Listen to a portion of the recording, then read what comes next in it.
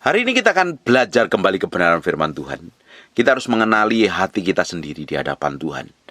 Seringkali orang gak mengenali dirinya sendiri, sehingga tidak bisa menguasainya ketika ngadepin banyak hal yang tidak sesuai dengan keinginannya.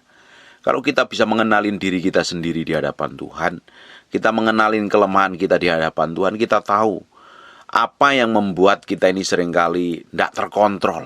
Apa yang membuat hati kita ini seringkali gampang panas, emosi, marah, dan ujungnya hanya kita sendiri yang rugi. Kita sendiri yang harusnya bisa menikmati hidup dengan damai sejahtera, tapi karena dikuasai oleh amarah dan emosi, ujung dari hidup kita tidak memiliki damai sejahtera. Harusnya kita bisa tahu apa yang membuat seringkali kita ini marah, meledak, ngamuk, nggak terima, panas hati. Kita harus kenali masing-masing dalam diri kita, supaya kita bisa mengendalikan diri dengan baik. Karena panas hati biasanya muncul karena persoalan. Dan persoalan itu sangat tidak sesuai dengan keinginan hati kita, melukai hati kita dan perasaan kita, sehingga kita bisa nggak terima dan akhirnya marah. Amarah tidak mengerjakan apa-apa di hadapan Tuhan. Amarah hanya membuat kita ini terjebak dalam kedagingan, membuat kita jatuh di dalam banyak dosa dan kelemahan. Di Kejadian 31 ayat 36, Yakub tuh panas hati, hatinya Yakub begitu panas. Ujung dari hatinya Yakub panas ngapain ya? Akhirnya bertengkar dengan Laban. Kalau kita ini nggak bisa menguasai diri kita ini dengan tepat, mengendalikan hati kita ini dengan tepat, kita ini jadi orang yang gampang marah, gampang bertengkar, gampang ngamuan dengan banyak orang di sekitaran hidup kita.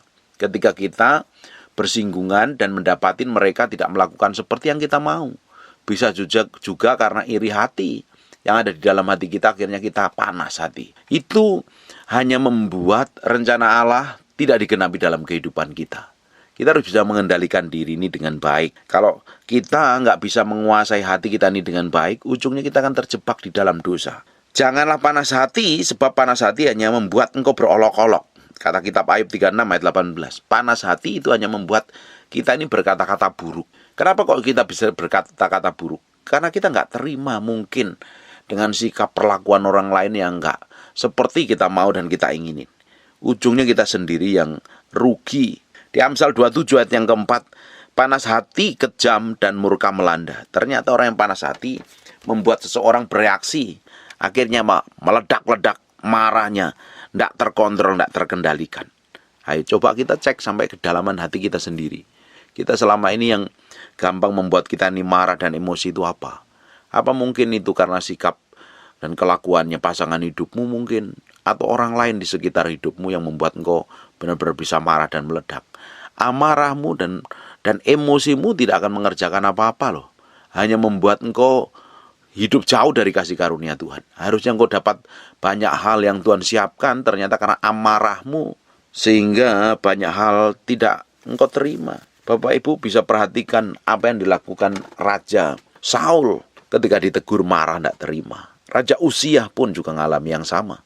Ketika dia menjadi besar, dia menjadi angkuh dan sombong. Susah ditegur, susah dinasihati, tidak bisa terima. Akhirnya ketika dinasihatin parah, panas hatinya, meledak-ledak, ngamuk. Ujungnya dia kena murka Tuhan. Coba sekarang kita buka di Kejadian pasal yang keempat ayat yang kelima. Tetapi Kain dan korban persembahannya tidak diindahkannya. Lalu hati Kain menjadi sangat panas dan mukanya muram. Gara-gara adiknya korbannya diterima, si Habel diterima korbannya, dan Kain tidak diterima persembahannya di hadapan Tuhan, harusnya koreksi diri. Malah marah, nggak terima, mukanya, hatinya sangat panas dan mukanya sangat muram. Kalau kita ini panas hati, jangan bertindak apa-apa. Lebih baik diam, menantikan Tuhan, tinggal dalam hadirat Tuhan. Jangan gampang meledak emosi, ngambil keputusan ketika kita marah. Ujungnya kita sendiri yang rugi loh. Harusnya Kain koreksi diri, kenapa persembahanku ini gak diterima Tuhan? Kenapa kok persembahan adikku diterima Tuhan? Harusnya koreksi diri dan belajar dari kesalahan itu, bukan marah. Apa yang terjadi? Ayat yang ke-6, firman Tuhan kepada Kain, mengapa hatimu panas dan mukamu muram? Apakah mukamu tidak akan berseri jika engkau berbuat baik? Tetapi jika engkau tidak berbuat baik, dosa sudah mengintip di depan pintu. ia sangat menggoda engkau, tetapi engkau harus berkuasa atasnya. Harusnya kita memiliki pengendalian diri dengan baik, menguasai diri dengan baik, kita memiliki kuasa untuk menaklukkan dosa tersebut. Tetapi karena panas hati, karena sangat marah, apa yang terjadi? Kain membunuh Habel. Amarah tidak mengerjakan apa-apa di hadapan Tuhan. Panas hati hanya membuat kita terjerumus kepada dosa dan pelanggaran di hadapan Tuhan. Bagian kita ini kalau kita ini sudah panas hati ini, hati udah enak tuh, lebih baik diam. Diam, jangan bertindak apa-apa. Diam, harus menguasai diri dengan baik, menantikan Tuhan. Kita akan lihat di Mazmur pasal yang ke-37, mulai ayat yang ke-5, serahkanlah hidupmu kepada Tuhan dan percayalah kepadanya. Ia akan bertindak. Ia akan memunculkan kebenaranmu seperti terang dan hakmu seperti siang. Ayat yang ke-7, perhatikan, berdiam dirilah di hadapan Tuhan dan nantikanlah Dia. Jangan marah karena orang yang berhasil dalam hidupnya, karena orang yang melakukan tipu daya. Nggak usah marah, nggak usah iri, nggak usah jengkel. Kalau kita marah karena melihat sesuatu yang nggak sesuai dengan keinginan hati kita. Kalau kita ini melihat atau merasakan atau mengalami segala sesuatu yang nggak sesuai dengan keinginan hati kita, itu lebih baik diam. Makanya ayat yang ke-7 ngomong, berdiam dirilah di hadapan Tuhan dan nantikanlah Dia. Jangan marah karena orang yang berhasil dalam hidupnya, karena orang yang melakukan tipu daya. Ayat 8, berhentilah marah dan tinggalkanlah panas hati itu. Jangan marah, itu hanya membawa kepada kejahatan. Marah hanya membawa kepada kejahatan. Banyak orang nggak sadar ketika dia sudah marah, nggak terima, marah nggak bisa mengendalikan diri, akhirnya melakukan banyak pelanggaran, banyak kejahatan yang ujungnya hanya melukai dan menyakiti hati Tuhan. Kita harus berdiam diri ketika kita ini marah, mengalami hal yang tidak enak, mengalami hal yang rasanya menyakitkan. Diam itu jauh lebih baik. Banyak orang nggak suka diam, karena banyak orang lebih suka melakukan sesuatu untuk mendapatkan sesuatu. Kita ini seperti diprogram, kalau kita mengalami sesuatu harus bereaksi, melakukan sesuatu. Justru kalau kita mengalami sesuatu yang nggak enak dalam hati kita, dalam hidup kita, kita harus lebih baik diam dalam hadirat Tuhan. Dia menguasai diri dengan tepat, mengendalikan diri dengan tepat, menaruh hati kita ini di hadapan Tuhan. Kalau tidak, nanti bikin pelanggaran seperti yang dilakukan Kain, seperti yang dilakukan oleh Saul, melakukan kesalahan yang seperti yang dilakukan Raja Uzia. Bapak Ibu, kita harus taruh hati ini sepenuhnya di hadapan Tuhan. Sepenuhnya. Berkali-kali saya ngomong taruh hati ini sepenuhnya di hadapan Tuhan. Semakin kita bisa menaruh hati kita ini sepenuhnya di hadapan Tuhan, kita menyerah diri sepenuhnya. Kita setiap hari menantikan Tuhan, diam dalam hadirat Tuhan, mengkoreksi hati kita sampai kedalaman batin kita. Kenali kelemahanmu, kenali kekuranganmu. Ada beberapa orang yang gampang emosian, gampang tersinggungan. Kalau engkau gampang tersinggungan, gampang emosian, ujung hidupmu akan ketemu problem loh. Orang-orang di sekitarmu akan terluka. Hidupmu bukan menjadi berkat, malah hidupmu menjadi batu sandungan. Kalau kita ini gampang tersinggung, gampang marah, gampang meledak, gampang panas hati, siapa yang mau dekat dengan kita? Kalau kita ini gampang marah, gampang panas hati, nggak bisa mengendalikan diri, kita makin banyak melakukan pelanggaran. Justru kalau kita bisa mengendalikan diri, menaruh hati kita ini sepenuhnya di hadapan Tuhan, menaruh hati kita ini sepenuhnya di hadapan Tuhan, semakin hari membuat hidup kita semakin diubah menjadi serupa segambar dengan Tuhan. Ingat, panas hati, muka yang muram, muka yang penuh amarah, itu dibaliknya iblis sudah mengintip di belakang pintu. Hati-hati, kalau engkau sudah marah, lebih baik diam. Kalau engkau sudah panas hati, lebih baik diam. Kendalikan hatimu, jangan bertindak apa-apa. Dan ini perlu proses bagi orang yang gampang marah, gampang meledak-meledak. Nanti engkau terbiasa melakukan segala sesuatu dan pasti keputusanmu itu pasti salah di hadapan Tuhan.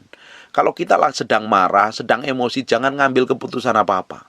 Jauh lebih baik tenangin hatimu dalam hadirat Tuhan, serahin dalam hadirat Tuhan. Lebih baik diam, jangan berkata apa-apa. Dalam kondisi marah, dalam kondisi panas hati, lebih baik diam. Jangan bertindak apa-apa, jangan ngomong apa-apa, bawa dalam hadirat Tuhan. berserah sama Tuhan, serahin hatimu, pikiranmu, mulutmu, perkataanmu ke dalam tangan Tuhan.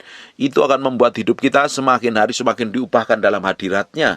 Tetapi orang yang nggak bisa mengendalikan mulutnya, nggak bisa mengendalikan pikirannya, nggak bisa mengendalikan hatinya dengan baik, ketika dia sedang emosi, amarah, panas hati, tersinggung, sakit hati, kecewa, tiba-tiba dia bertindak, dan tindakannya selalu akan melukai orang lain. Ketika kita sedang panas hati, ketika kita sedang sakit hati, ketika sedang jengkel, kita sedang tersinggung, kita bertindak, kita berkata-kata, kita mengambil keputusan, pasti orang di sekitarmu akan terluka. Karena apa? Tindakanmu pasti nggak sesuai dengan kehendak Tuhan. Orang yang sedang marah nggak bisa mengendalikan dirinya dengan baik. Orang yang sedang emosi, artinya orang itu tidak bisa menguasai hatinya dengan baik. Justru harusnya lebih diam. Diam ketika panas hati hanya membawa kita pada pertengkaran. Karena apa? Mengharapkan orang lain seperti yang kita mau dan kita ingin, melakukan seperti yang kita mau dan kita inginin.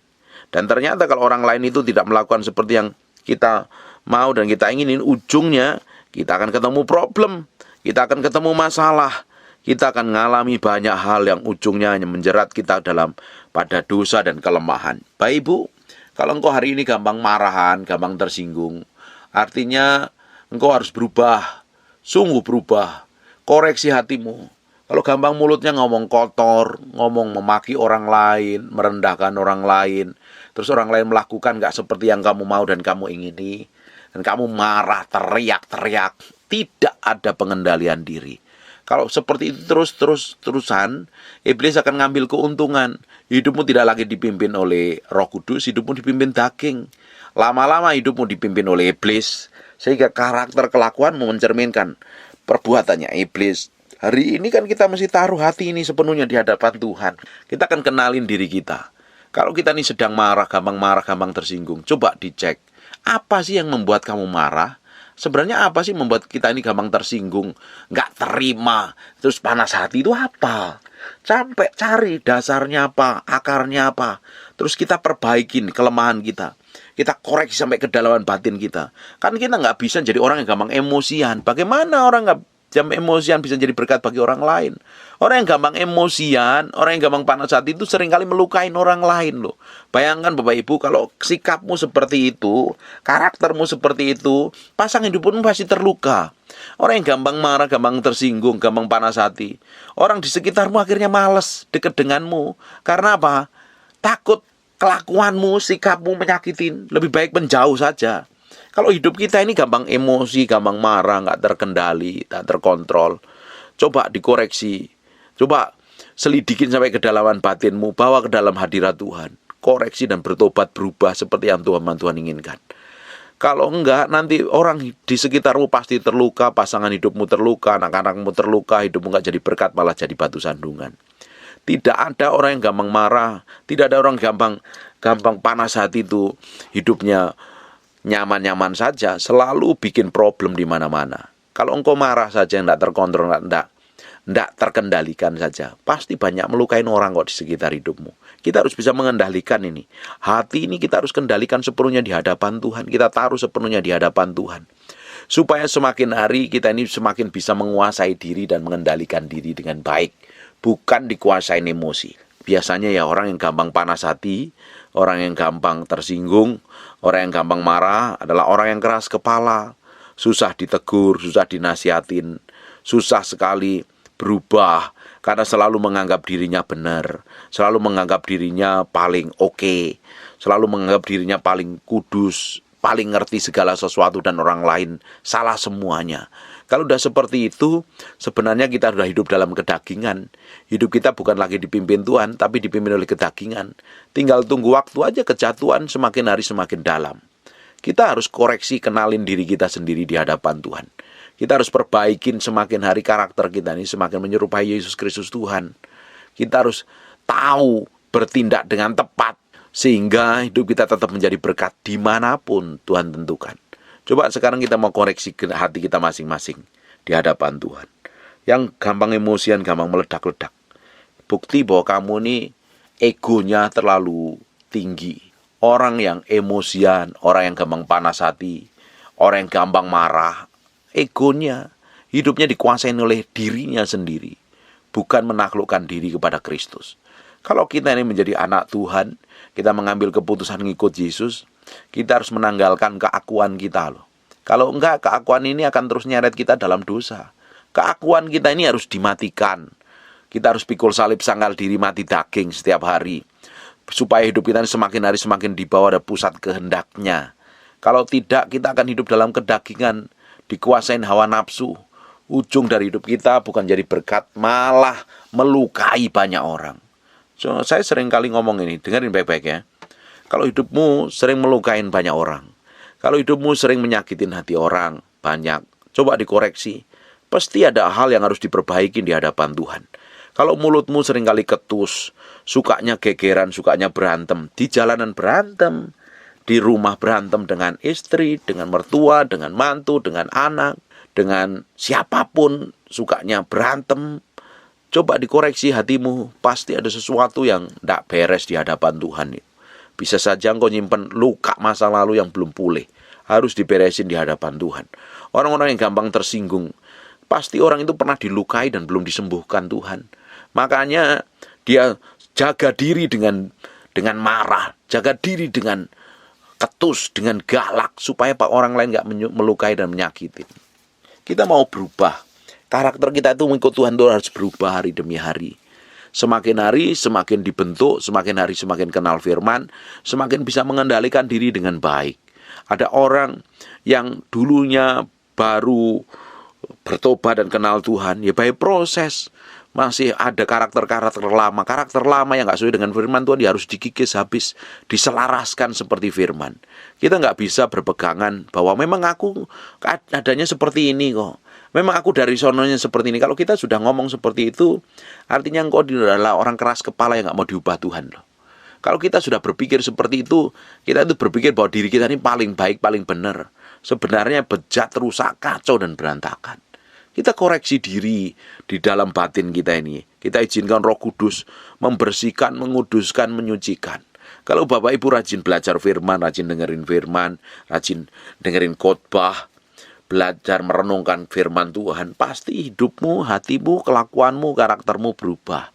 Hari demi hari bisa mengendalikan emosi, hari demi hari bisa mengendalikan amarahnya, hari demi hari bisa hidup, bisa menjadi berkat bagi banyak orang. Apa yang terjadi ketika Kain hatinya panas dan persembahannya tidak diindahkan, mukanya muram. Dan ternyata setan ambil keuntungan di balik semuanya itu.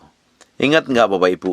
Kalau engkau marah pada pagi hari, sebelum matahari terbenam harus diselesaikan. Kalau marah malam hari, sebelum matahari terbit harus dibereskan, supaya Pak Iblis tidak mendapat keuntungan dari semua amarah dan persoalan kita.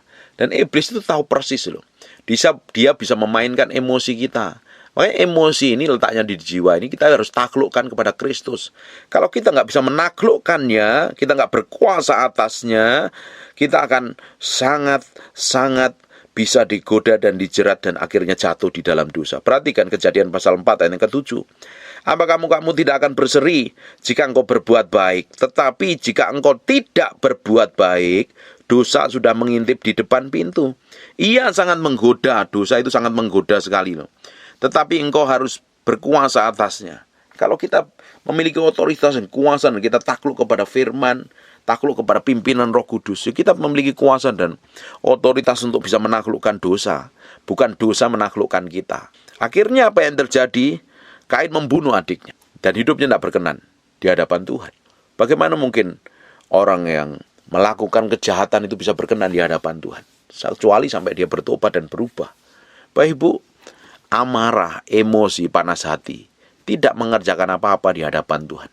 Hanya menyeret kita pada pertengkaran, pada keributan. Orang yang panas hati itu pasti sukanya bertengkar, pasti melukain banyak orang. Kalau sudah panas hati, berdiam diri di hadapan Tuhan. Jangan melakukan apa-apa. Makanya di kitab Mazmur, berdiam dirilah di hadapan Tuhan, nantikanlah dia. Orang yang berdiam diri dalam hadirat Tuhan, itu adalah orang yang menyerahkan hatinya, pikirannya, kemauannya, kehendaknya ini kepada Tuhan. Orang yang berdiam diri dalam hadirat Tuhan, orang ini bisa menguasai dirinya dengan baik, menaklukkan emosinya dengan baik. Kalau kita nggak bisa menaklukkan emosi kita, Emosi akan menguasai kita.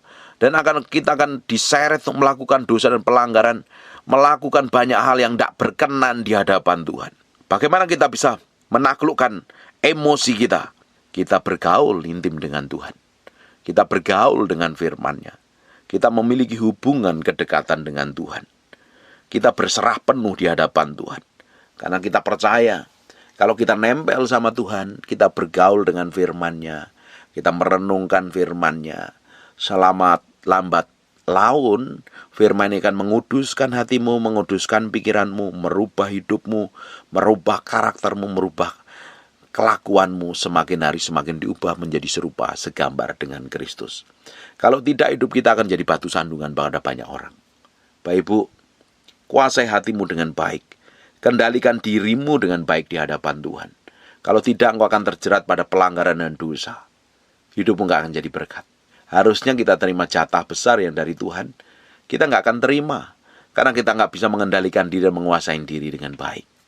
Kalau hari ini engkau sedang panas hati dan marah karena perlakuan orang, atau karena sikap orang, atau karena perbuatan orang lain, diam. Jangan bertindak apa-apa. Jangan melakukan apa-apa. Diam dulu dalam hadirat-Nya. Berserah dulu. Baru kalau hatimu sudah tenang, hatimu sudah adem, baru ngambil keputusan sikap. Hubungan dengan suami istri pun juga sama. Kalau suami lagi marah, istri ikutan marah, ujungnya apa? Gegeran, berantem. Gak akan ketemu solusi. Kalau satunya sedang marah, sedang panas hati, satunya meski diam, menguasai diri, mengendalikan diri dengan baik. Baru kalau sudah tenang, diajak ngobrol bareng, cari solusinya. Pasti ketemu solusi. Tapi kalau dua-duanya marah, meledak-ledak, emosi, merasa saling benar. Karena orang yang gampang panas hati merasa dirinya paling benar. Merasa dirinya paling pinter, merasa dirinya paling hebat, paling berkenan di hadapan Tuhan. Tidak mau belajar merendahkan hati. Ya pasti gegeran dan berantem. Bapak Ibu, kita ini harus belajar merendahkan hati kita di hadapan Tuhan. Sekalipun kita benar dan orang lain salah, kita kadang harus diam loh. Nggak melakukan apa-apa, nggak ngomong apa-apa. Kita harus mengendalikan diri kita dengan baik dan tepat. Menempatkan diri kita dengan tepat di hadapan Tuhan. Baru kalau semuanya sudah reda, baru kita omongin, cari solusi, duduk bareng. Tapi kalau sama-sama saling marah, saling emosi, akhirnya timbulnya pertengkaran dan melukai hati Tuhan. Buat apa? Kalau tindakan kita, sikap kita, dan perbuatan kita melukai dan menyakiti hati Tuhan. Orang kita mau belajar menyenangkan hati Tuhan dalam segala hal kok. Kita harus belajar mengendalikan diri kita dan emosi kita dengan baik. Bukan berarti orang yang semakin hari semakin kenal Tuhan, semakin hari semakin menyerupai Tuhan, gak punya emosi. Punya emosinya emosi yang seperti Kristus. Bukan emosi kedagingan yang menyeret ke dalam dosa. Kalau engkau hari ini masih mulutmu kasar, kelakuanmu buruk, sikapmu selalu merasa benar sendiri, merasa kudus sendiri dan orang lain salah semua, koreksi hatimu harus berubah. Harus berubah. Kalau engkau seperti itu terus-terusan, hidupmu nggak jadi berkat, jadi batu sandungan. Orang lama-lama enak ngelihat kelakuan dan sikapmu. Dan Tuhan pun juga nggak senang ngelihat kelakuan model kayak begini ini. Kita kan memberi hati kita ikut Tuhan, memberi hidup kita ikut Tuhan, menyerahkan hati kita ini sepenuhnya kepada Tuhan, supaya semakin hari semakin diubah, diperbaikin, semakin hari semakin menyenangkan hati Tuhan.